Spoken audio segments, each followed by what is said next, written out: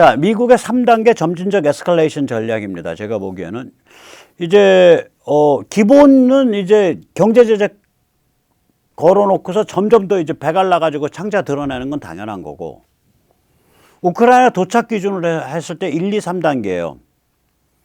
그럼 1단계는 뭐냐면은 개전 후 100일쯤 되던 5월 말까지인데 개인용 화기 플러스 드론 플러스 정보예요. 개인용 화기라는 게 뭐 스팅어나 무슨 뭐 제블린, 엔로 이런 것들이죠. 이거는 많이 지원을 했어요. 이 숄츠 독일 수상이요, 참 으스스한 말을 한 적이 있습니다. 숄츠가 뭐라 그랬냐? 우크라이나 전쟁 이제 막 시작됐을 때 러시아 침공이, 우리는 러시아가 절대로 이기기를 원하지 않습니다. 러시아는 절대로 이기지 못할 겁니다. 맞지. 숄츠가 하지 않은 말이 있어요. 우리는 우크라이나가 이기기를 원합니다. 우크라이나가 이길 겁니다. 숄츠 그 말 안 했어.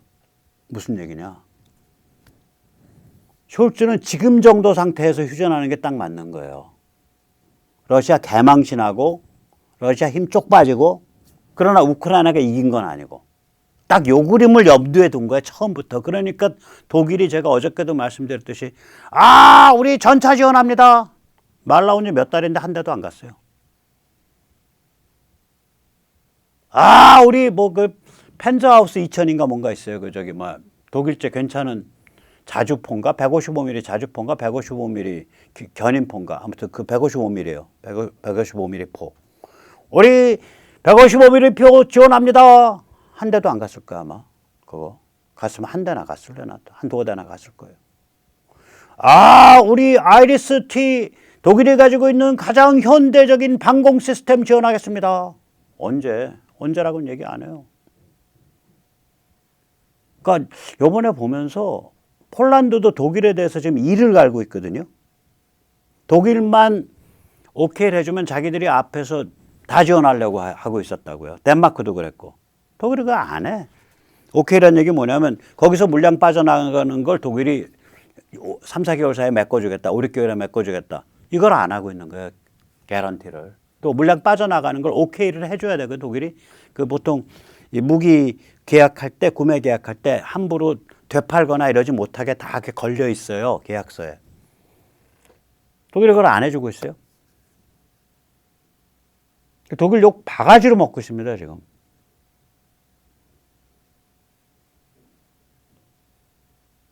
자, 그래서 결국 지원된 건 뭐야? 1단계에서 개인용 화기, 드론, 그리고 정보 제공이에요.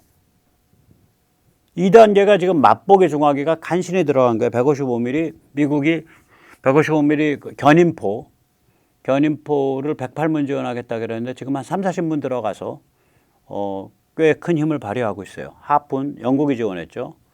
뭐 몇 개 못 갔을 거예요. 우리는 기본 단위가 뭐 1000개, 2000개인데 우리가 운영하는 건 저기 간 게 한 10개 나갔을래나 20개 나갔을래나. 영국의 브림스톤이라고 경량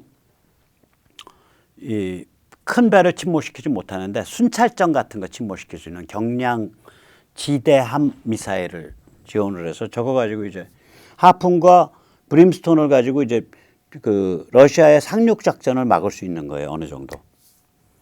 지금 2단계에 와 있는 거야. 깔짝깔짝 하면서. 그러니까 미치고 환장하는 거죠. 미치고 환장하는 거예요. 우크라이나 사람들은.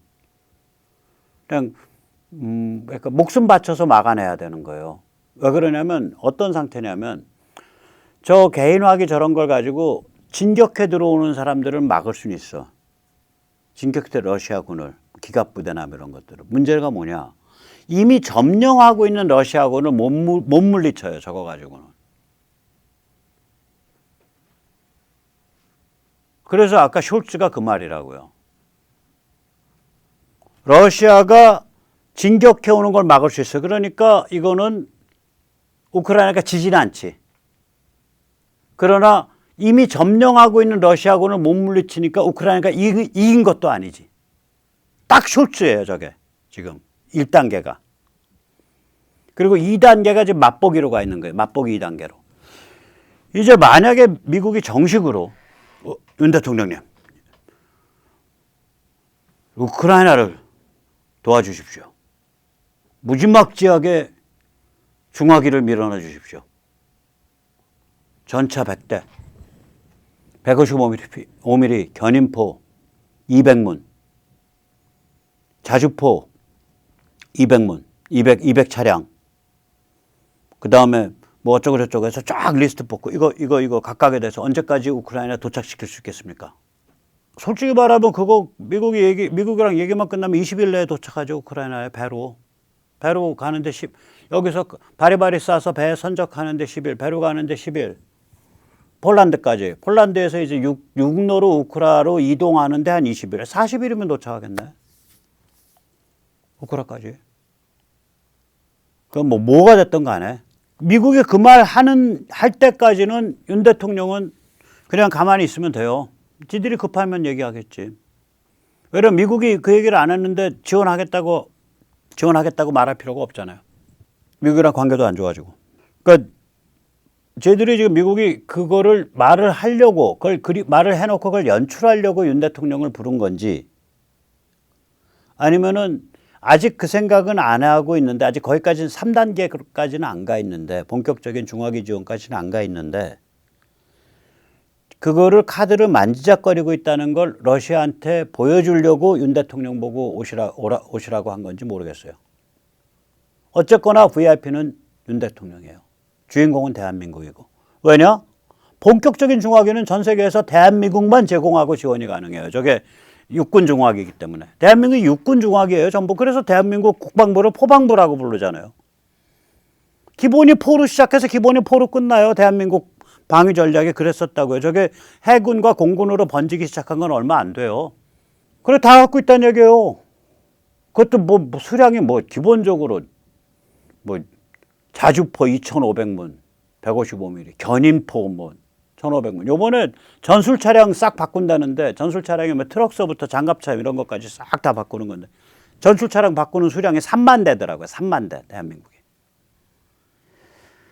자, 근데 이제 미국이 이러한 그 점진적 에스컬레이션 전략을 취하는 거 보면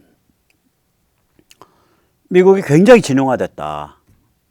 이게 네오콘인 것 같은데 네오콘이 아니에요. 네오콘 같으면은 저렇게 지능적 점진적 수단 안 써요. 그냥 저질러.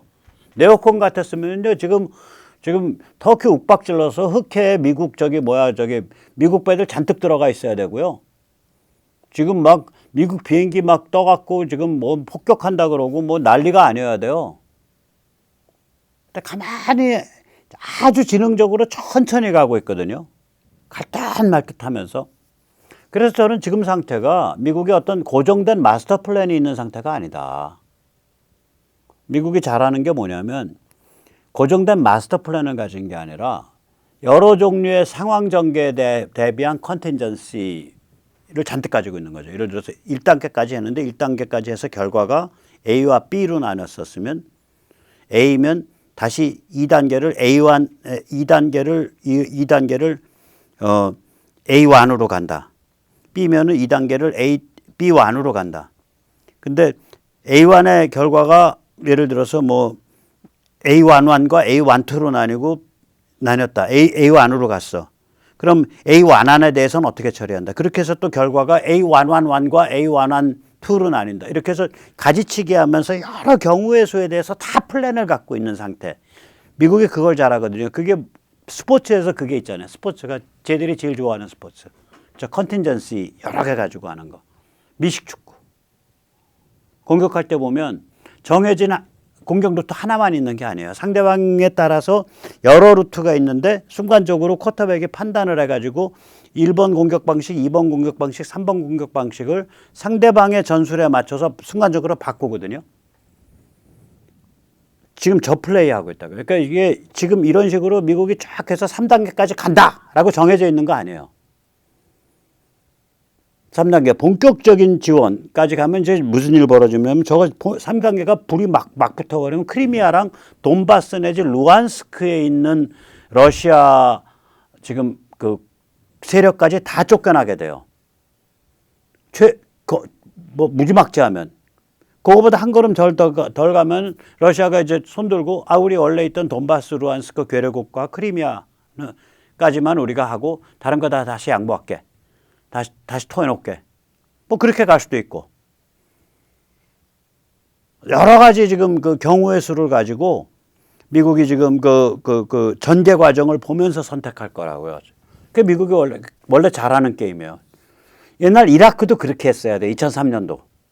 그러니까 지능화됐다고요. 네오콘들은 이런 지능이 없어요. 네오콘들은 그냥 일 저질러 들어가서. 단계별로 여러 종류로 이렇게 가지가 쳐지는 여러 종류의 컨틴전시를 두고 거기에 맞춰서 또 하고 이게 원래 미국의 게임인데 지능적 게임인데 지금 그렇게 가고 있다고 저는 보입니다. 그래서 이렇게 단계별로 갈 때, 단계별로 에스컬레이션 시킬 때 이제 2단계까지는 온 거예요. 근데 3단계로 갈 거냐 말 거냐는 저는 한 서너 가지의 그 변수에서 결정된다고 봐요. 제일 큰 변수는 미국과 서방의 여론입니다. 미국과 서방의 일반 국민들이 야, 이거 잘못하다간 푸틴이 핵단추를 넣어. 그리고 너무 그 기름값 오르고 인플레 싫어. 빨리빨리 야, 수습해.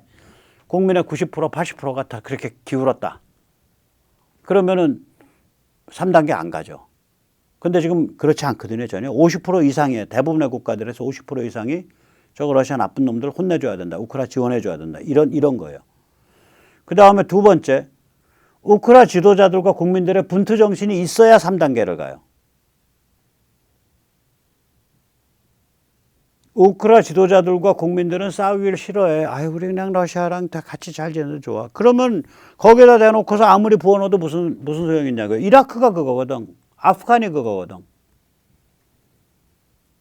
현지에 있는 주체들이 그 길을 갈 생각이 없는데, 현대적 국가를 만들 생각이 없는데, 그 준비가 안 돼 있는데 거기다 대고 미군이 들어가서 교통정리를 해본들 뭐가 나오냐? 결과가 안 나온다고요. 그런데 우크라의 지도자들과 국민들이 분발해서 지금 우크라 국민들과 지도자들의 자세는 뭐냐면요. 야, 3단계 가자니까 본격적인 중화기 달래니까 안 줘. 중화기 달래니까 안 줘. 오케이. 그러면 우린 끝까지 싸울 테니까 우리 다 죽어서 러시아 저 로켓포에 맞아가지고 다 죽어나가는 거 보든지 아니면 중화기 내놔. 지금 이 상태예요. 그러니까 두 번째 조건도 오케이라는 소리지. 세 번째 조건은 뭐냐면 러시아 지배계급의 마인드죠. 정신병적 망상 발작 상태면은 갑자기 괴멸시켜버리면 군사적 패배를 안 끼면은 핵단추를 누른다고. 근데 그걸 갑자기 안 가고 한 100일을 둘러싸고 이길 듯 말 듯 이길 듯 말 듯 밀고 땡기고 하면서 계속해서 러시아 군인들 죽어나가게 만들고 장성들 지금 10몇 명 죽었잖아요. 장성들 죽어나가게 만들고 힘 못 쓰게 만들고 그러면은 그 사고 쳤던 놈들끼리 모여갖고 야, 이거 우리가 망상에 빠졌었나 봐. 이렇게 쉬운 일이 아니었네. 이거 망했네. 수덕. 야, 푸틴 대통령 그만두셔야 되는 거 아니야? 그러면 야, 푸틴 그 새끼 그만둬야지. 이 사람아, 큰일 날 소리 하지 마. 푸틴 대통령께서 그만두셔야 되지. 그렇게 말을 해야지. 그러면서 분위기가 그렇게 도는 거거든요. 그래서 푸틴의 나발수 역할을 했던 러시아 민족주의, 민족 파시즘의 나발수 역할을 했던 러시아 정교의 두목 키릴이 지금 제거당했다는 소문이 있어요. 키릴, 러시아 정교의 두목, 그 성직자, 옷 입고 다니는 인간. 그래서 러시아 지배계급의 마인드가 정신병적 망상에서 패배를 예감하고 직시하는 상태가 돼야 발작을 안 할 거 아니에요. 저는 셋 다 지금 조건이 만족돼 가고 있다고 봅니다.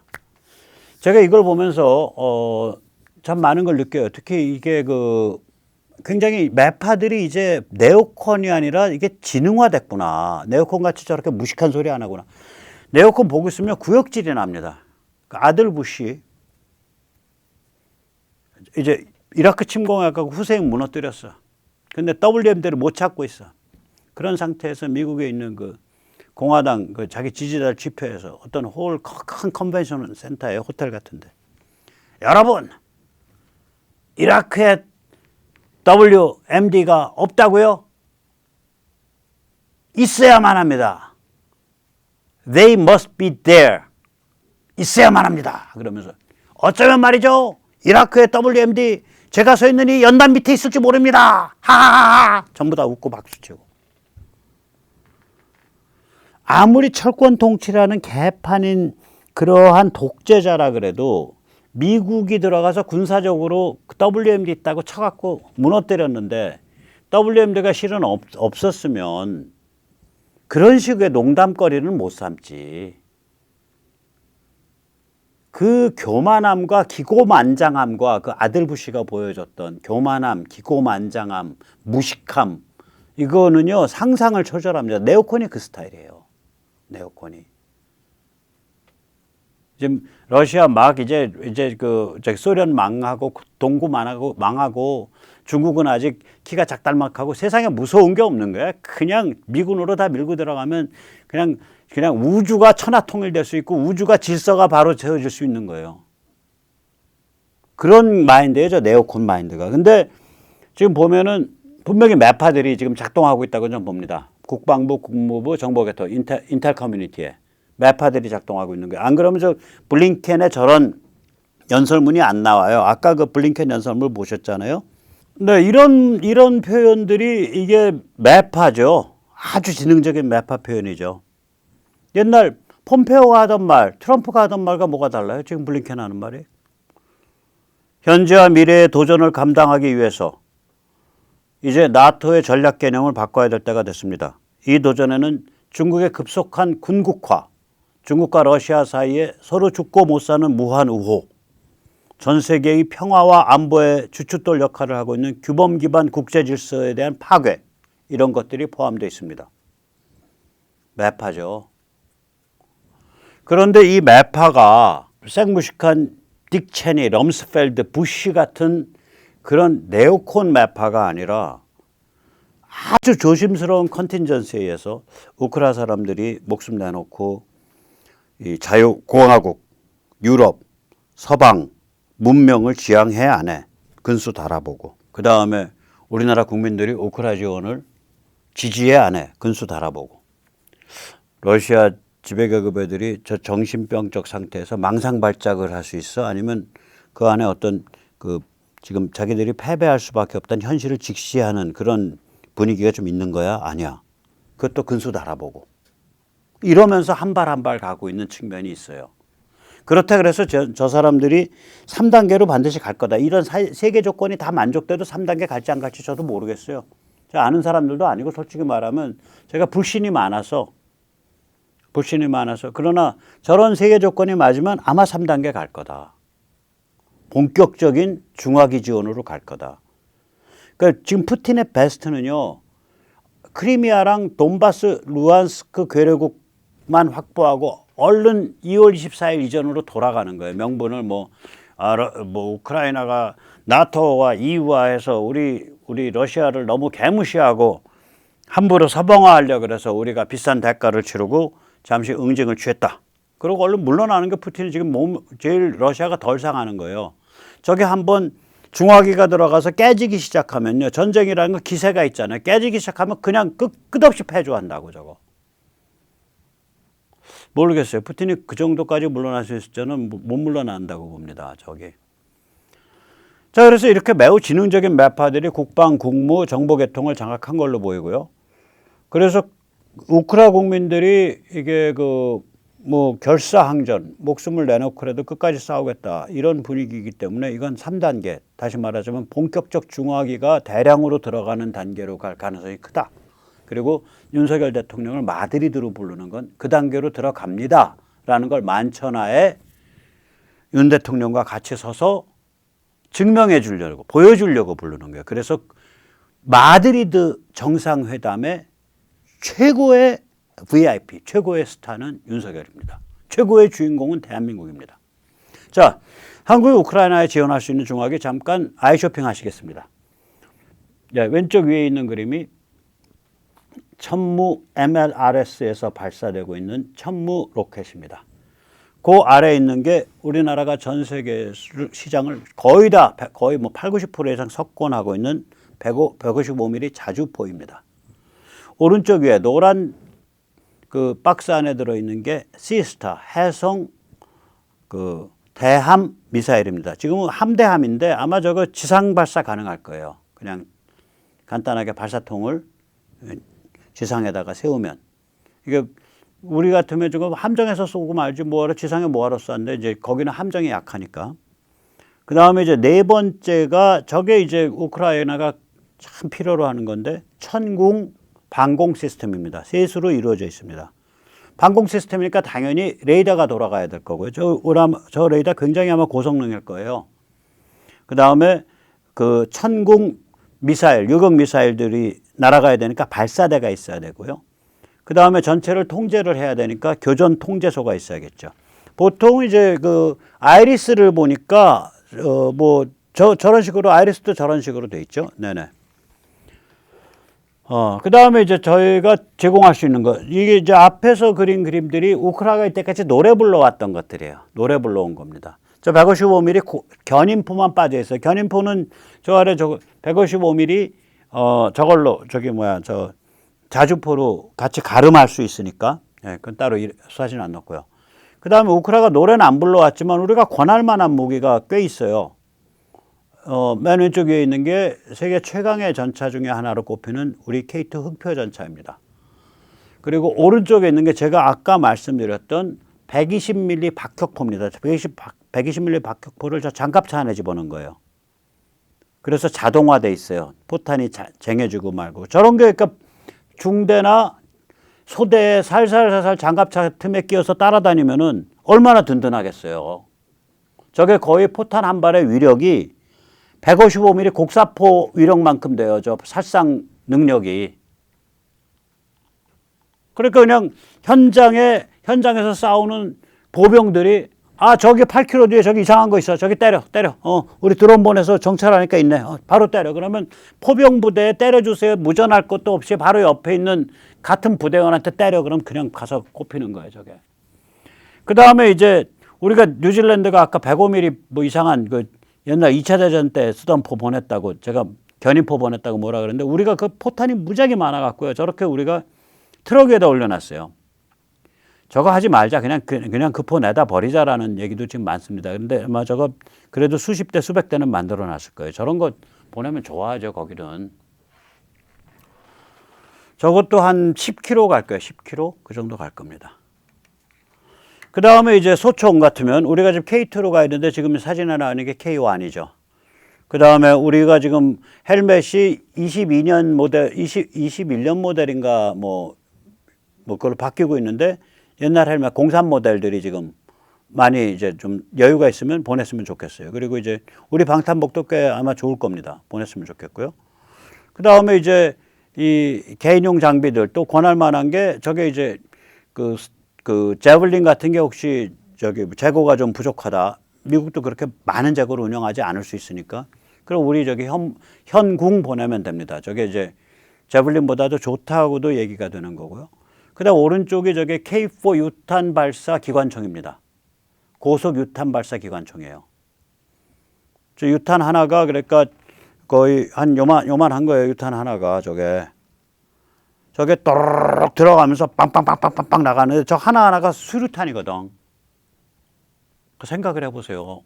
특정 지역에 대고 저걸로 정조준에서 쏴버리면 거기 상대방 보병부대는 작살날 거 아니에요.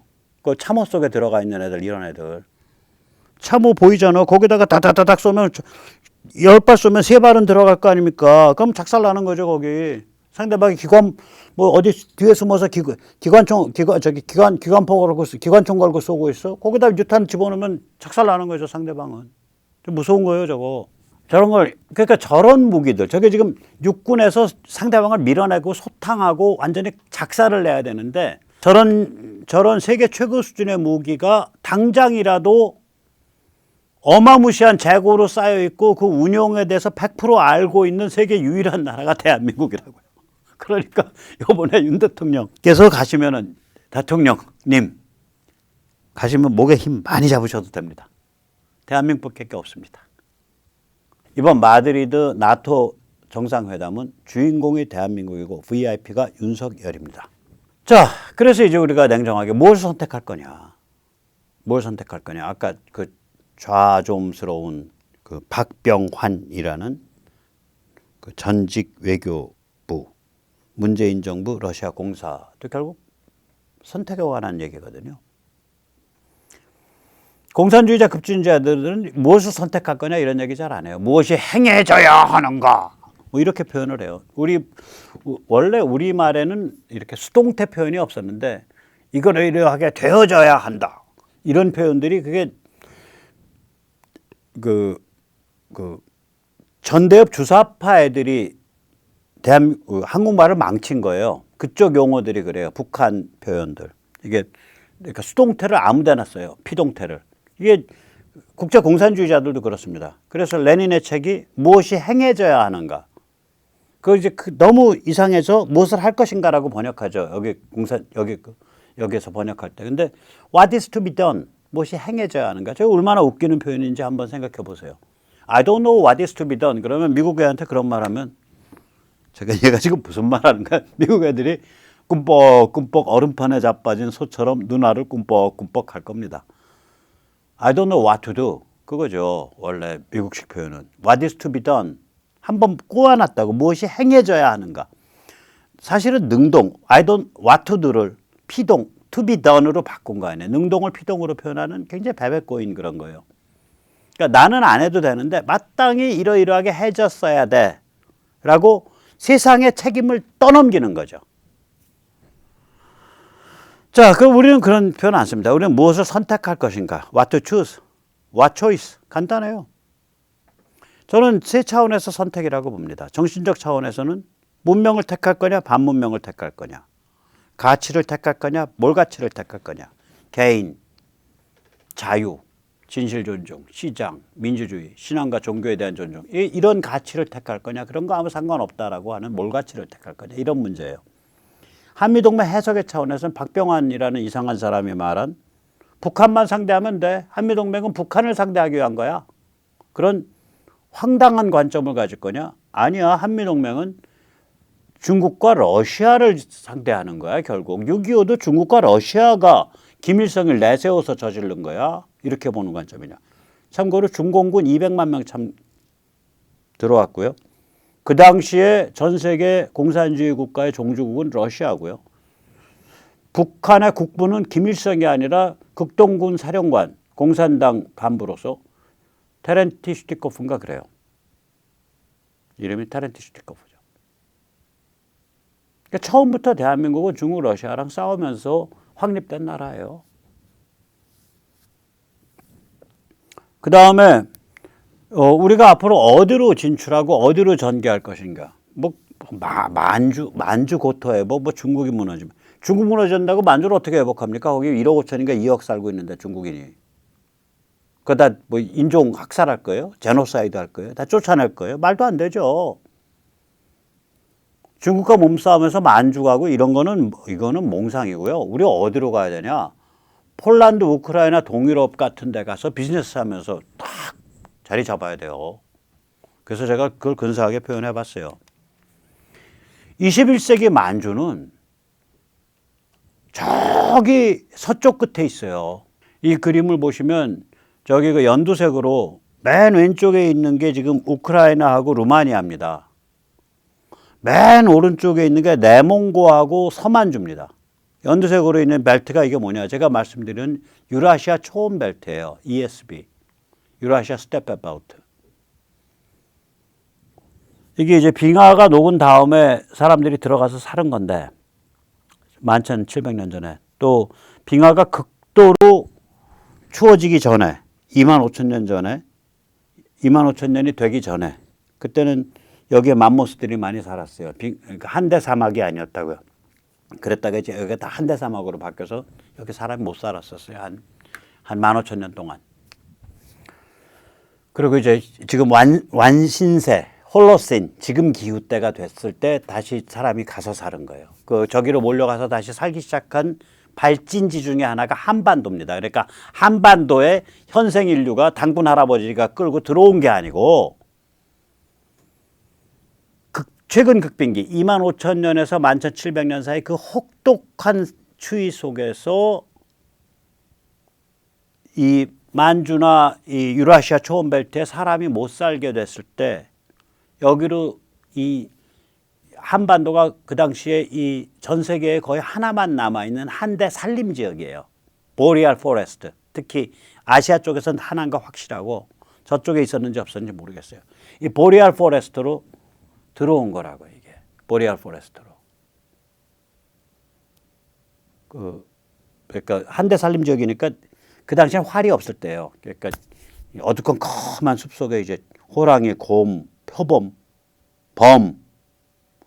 그래서 우리가 범이란 말이 있는 거예요. 여기 범이 많았거든. 범과 호랑이가 다릅니다. 범하고 호랑이가 달라요. 범은 그 한대 지역에 사는 표범이에요. 이렇게 얼룩덜룩해 있는 거. 그리고 호랑이는 지금 호랑이고. 그러니까 범처럼 날쌔다라는 게 호랑이처럼 날쌔다가 아니에요. 다른 동물이라고요. 우리 표범 생각하시면 돼요. 뭐 우리한테 익숙한 동물로는 치타 그런 거 생각하시면 돼요. 그러니까 범과 호랑이와 곰의 천국이라고 여기가 한대 숲으로. 거기에 활도 없이 들어온 거예요. 왜냐하면 바깥에 추우니까. 한대 사막이니까. 건조하니까. 물도 없고 아무 먹을 것도 없고. 그리고 이제 남쪽에서는 올라와서 붙어 있는 사람들이 있고. 그러니까 한반도는 남쪽에서 올라와서 지금 그 바닷가 언저리로 사는 사람들하고 이 만주에서부터 시작된 그 맘모스 스테페 벨트, 맘모스 사냥꾼들 중에 추위와 그 한대 사막화에 죽어가지 않고 피난해서 내려온 사람들하고 둘이 섞인 거예요. 그게 25,000년입니다. 25,000년 전쯤. 그러면서 우리 한국인의 뿌리가 생긴 거예요. 그러니까 한국인의 뿌리는 5,000년 전에 당군 할아버지 있는 게 아니에요. 훨씬 더 오래 가요. 한 2만 년 더. 어쨌거나 만주는 저 유라시아 스테페 벨트의 동쪽 끝이죠. 지금 우리가 얘기하고 있는 우크라이나는 유라시아 스테페 벨트의 서쪽 끝입니다. 우리가 동쪽 끝으로 갈 일이 아니에요. 퍽 건너뛰어서 서쪽 끝으로 가야 돼요. 우크라이나, 루마니아가 유라시아 스테페 벨트의 서쪽 끝입니다. 동쪽 끝 만주로 생각할 필요 없어요. 거긴 중국 애들이 들어와서 다 망쳐놨어. 우리를 요구하는 곳. 우리가 가서 정말로 문명과 가치를 가지고 지원해 줄 수 있는 곳. 그게 바로 저기라고요. 저는 이번에 미국이 윤 대통령한테 3단계 갑시다. 중하게 본격적으로 우크라이나 보내주세요. 라고 정식으로 정중하게 얘기하기를 기도합니다. 그래서 우리가 저기를 정말로 저렇게 제대로 밀고 들어갈 수 있는 그런 문호가 열리기를 기도합니다. 그리고 이걸 통해서 폴란드인 특히 우크라이나인 이 동유럽의 두 개의 초거대 민족과 우리가 명확하게 결합할 수 있는 틀이 생기기를 기도합니다. 자, 그래서 이게 폴란드가 저기 그림에서는 이제 네모칸 천원대고요. 굵은 파란 네모칸이고 우크라이나가 그림에서 타원형 동그란 그 납작한 타원형으로 표시해 놓은 데입니다. 우리가 저기로 가야 돼요. 저게 지금 두 개 합치면 인구가 한 8천만 되죠. 8천만 되고 두 개 합치면 인구 사이즈는 남북한만 하고요. 두 개 면적으로 치면은 이 한반도의 한 6배 정도 되는 면적이죠.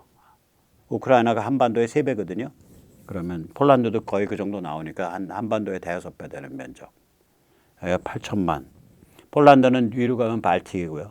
우리가 이미 저기 많이 들어가 있죠. 우리가 동구 진출이 제일 아마 뿌리가 깊은 데가 폴란드와 헝가리일 겁니다.